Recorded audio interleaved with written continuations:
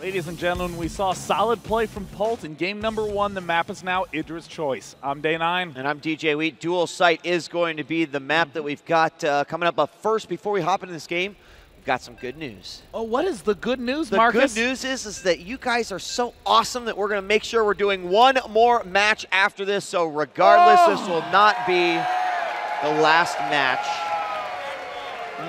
Yes. However, this could be it for EG's Idra. He must win this one in order to remain alive for this competition. In the left position, the man down 0-1, but the man who so many fans want to see make it through.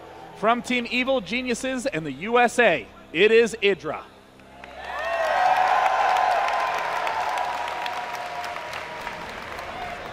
And on the east side of the map, as the blue Terran really showing his understanding of Terran aggression versus Zerg in the early game. Ladies and gentlemen, give it up for TSL Polt.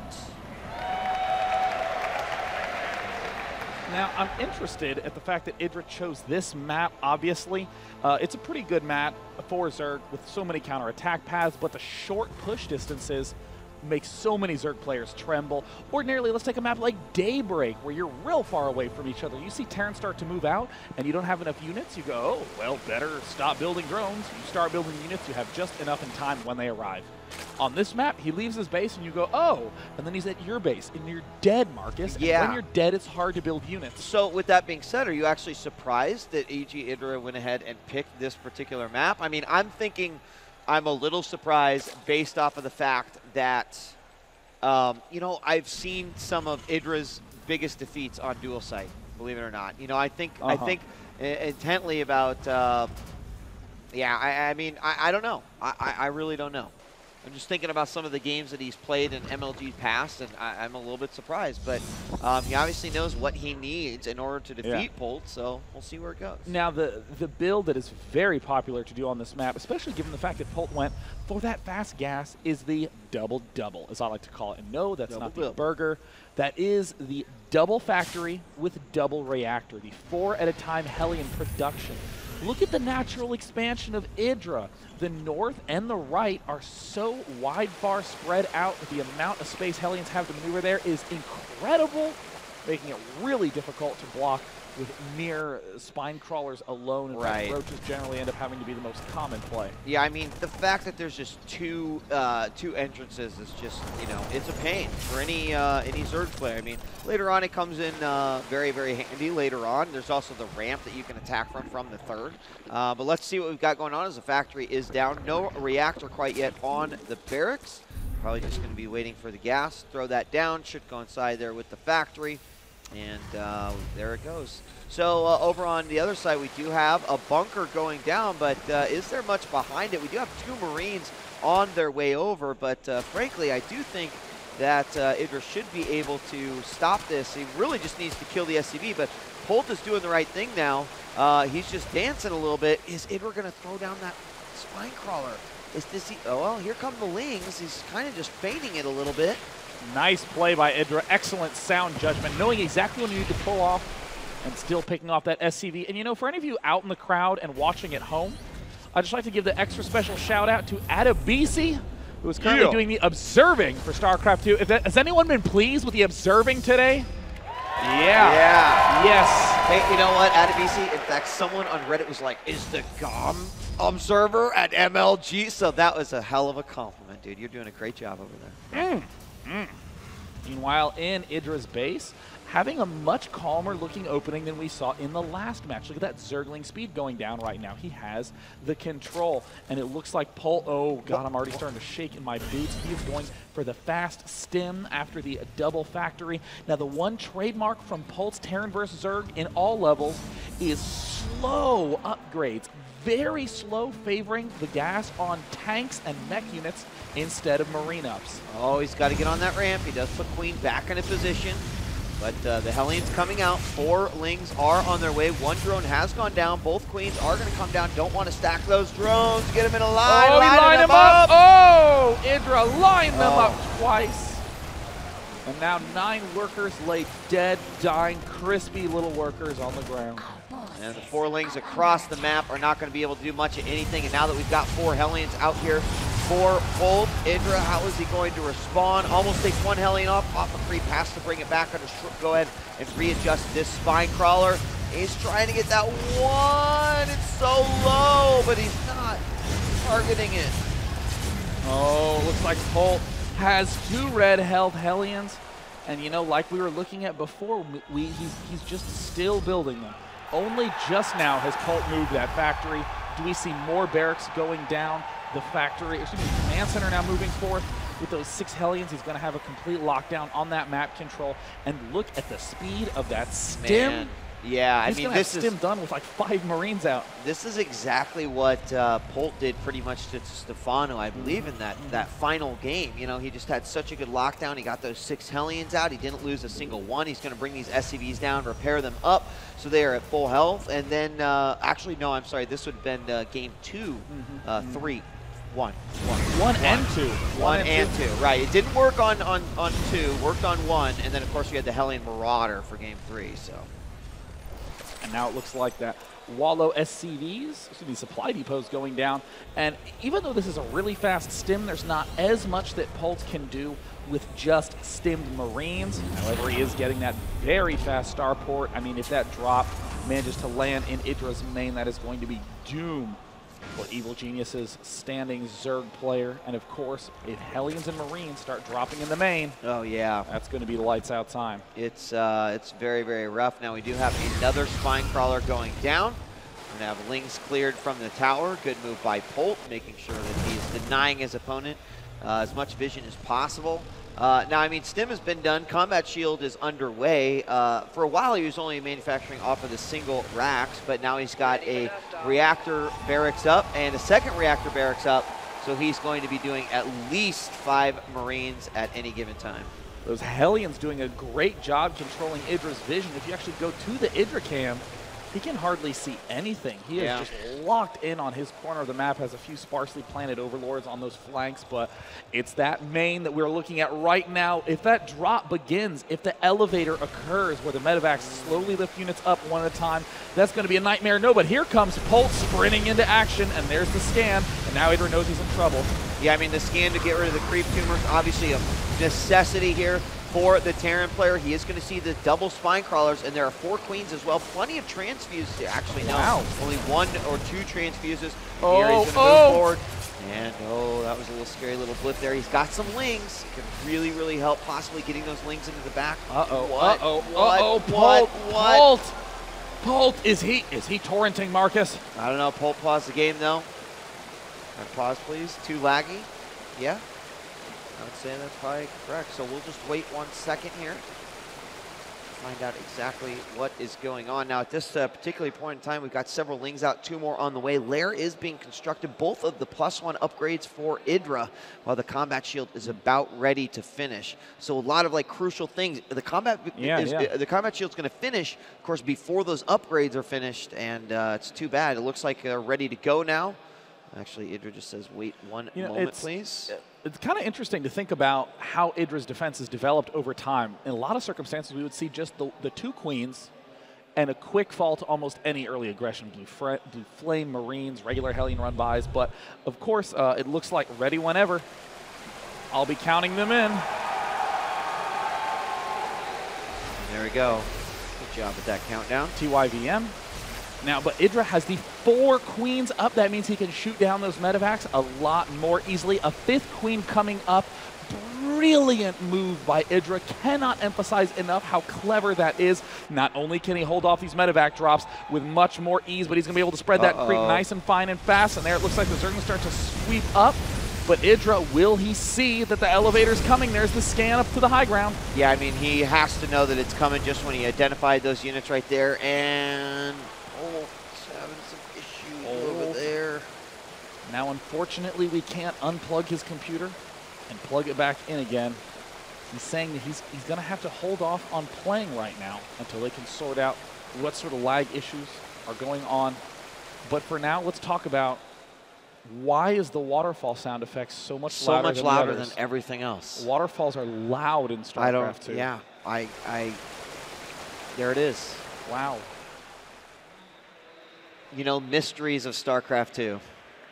Now, Never in this position, I mean, I'm looking at the production tab. We see the Baneling Nest is almost done, the third hatch almost done. 1-1 upgrades at about 60%. They won't really be able to be in play for this one battle. At the same time, I mean, I got to be honest. With Polt, I'm always like, well, this doesn't look very good in his play. I mean, like in Stefano, well, he has 3 base versus the 9 bases. He has no Ghosts, no Vikings. And he wins against a Broodlord force with only Marines and tanks and surrounding. Just so incredible. Absolutely incredible play. We have been informed that these players have, in fact, taken their headphones off to resolve this issue. So I'll have to use subtle eye motions to convey what Idra's doing. I can't believe the first Broodlord's already out on the field at 11 minutes. Oh, wait. Oh, my God. Oh. How do you translate irony into Korean? Oh, I don't know. But we're supposed to have one more match after this. And keep in mind, folks, that nearly everything from this point, unless it occurs in the upper bracket, will be elimination. So we're going to find out exactly what the status is here shortly. And meanwhile, we're going to take a quick commercial break. And when we return, hopefully, we will resume and conclude game number 2. I'm DJ Wheat. And I'm Day 9. Don't go anywhere as we resume game 2 of Idra Polt right after this. All right, we're going to jump right back into this game, guys, because we are underway. By the way, I want to make a quick correction. Idra's Twitter is not EGIdra. It is IdraJIT. Shame on me. Oh, and there we go. Forward from Polt. It looks like the internet issues have resolved, and there they are stepping forward, and it looks like an incredible surround by EGIdra, pinching off all the Hellions. He is going for the medevacs. He gets one. That incredible time investment from Polt is slowly falling, and there's the stim forward. Can he get one queen? Will he be able to turn around and transfuse? He doesn't get the transfuse off in time. Polt's aggression, relentless. And he's going to have to pull some drones here. It's not over quite yet. They're lining up. And with that one medevac helping out, but there's the pickup as we see quite a bit of Lings come out there, and he's going to go ahead and take it across the map. Now, he did lose 2 queens there, but he cleaned up quite a bit. Every single Hellion did manage to fall. I like that. He queened up. Queened up quite a bit, yeah. And look like Polt has walled himself back in again and is just being so aggressive. I mean, look at this. We see Idra now getting Burrow, +2 Carapace, will likely be starting +2 melee attack, and Polt is only barely done with +1 and is already taking a 3rd base. This is his characteristic style. Very low upgrades, big expanding, big tank play. He's going to have to cancel this 3rd hatchery, and he does not cancel it. Oh, no! 300 down the drain, and now it looks like Polt trying to sweep in to that nap. Oh my gosh, there's just not enough Lings here. Oh, the Marines are going to get into a good position. He goes and attacks with the drones as well. Some drones will fall. He has that Baneling. That's the GG! A good game. Oh, Idra, the frustration of being in that position, being hit from 2 sides. Once he lost those queens after that bit of pausing from the lag, he was done. I mean, the Baneling Nest had completed. He didn't have any Banelings at that time. His Infestors were, you know, eventually going to be coming out there as the Pathogen Gland upgrade was getting to that point in which you can build Infestors, and upon spawning, then, of course, they've got the energy upgrade. And that means that EGIdra is eliminated from MLG Winter Championship, and TSL Polt will advance. Now, as we go ahead and take a look at the bracket, we see that means that Polt will be going up against Gosu's Ostoji, who made it all the way to pool play, placed bottom in the group, but of course that does mean that he's guaranteed advancing onto Championship Sunday. Other matches as well that just were played concurrently with this one. Golden Light playing against Doro, and Golden was able to take the win 2-0. He will be up against Thorzane. Haswab versus Select going on right now. Don't have any results on that yet.